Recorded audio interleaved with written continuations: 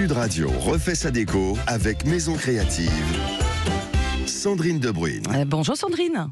Bonjour Laurence. Directrice de la rédaction de Maison Créative. Alors Sandrine, comme à chaque fois, tous les dimanches, on parle tendance déco avec toujours bien sûr l'idée de voyager, tout en restant chez soi pour notre saga déco de l'été.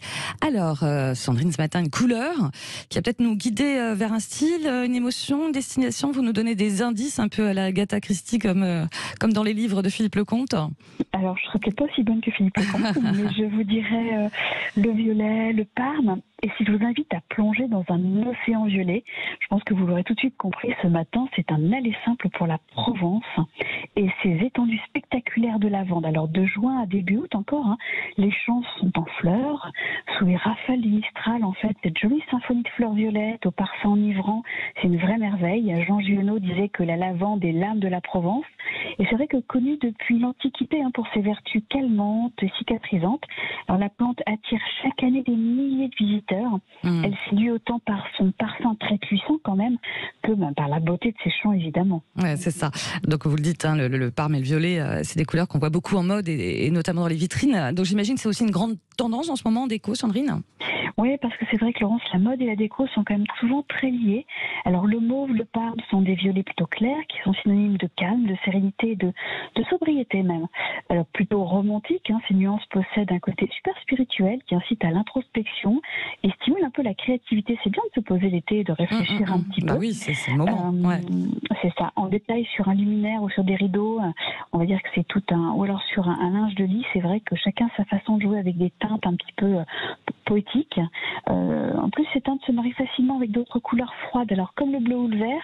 Et si vous êtes plutôt couleur chaude, vous optez pour une association avec des roses ou des nuances de rouge.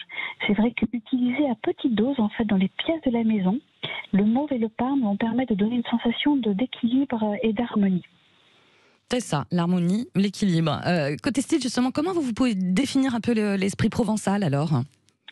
Alors c'est un style qui trouve ses racines, vous savez, dans cette belle région évidemment très rurale et accueillante, où prédominent en fait les oliviers, les vignes. C'est à ce moment-là en fait que le style prend tout son sens. C'est vrai qu'il est défini par des teintes donc plutôt douces, une luminosité étonnante, des matières naturelles mixées à l'Antiquité. Elles vont être parfaitement en adéquation avec des meubles plutôt en bois naturel ou en fer. Alors les matières telles que le verre et la céramique, on va venir jusqu'à des miroirs et des petits cadres dorés vont parfaitement s'intégrer dans ce style dit provençal. L'utilisation de la pierre vraiment là-bas est très répandue. Et puis surtout si vous avez la possibilité de vous rénover des maisons, vous gardez les poutres apparentes qui peuvent être vraiment peintes en bois clair ou laissées un peu à l'état brut. Pour les sols, on va trouver plutôt des carreaux de terre cuite. Pour la cuisine, du parquet naturel mat, souvent dans les rénovations. Et puis, vous pouvez combiner la table de cuisine qui est quand même le point de convivialité avec des chaises, un dossier en fer forgé ou du bois blanc. C'est vrai que quel que soit en fait le choix, n'oubliez pas que le siège, lui, par contre, pourrait être équipé de petits coussins avec un motif floral assez typique. C'est vrai qu'on aime ça et l'été, ça chante un petit peu les fleurs aussi là-bas. Bah oui, la Provence, les cigales, forcément, c'est pas qu'un cliché. Et en même temps, on a l'impression ou pas que les architectes sont en train de faire évoluer ce style, non ? Oui, vous avez tout à fait raison. En fait, c'est une caractéristique importante dans la maison de Provence.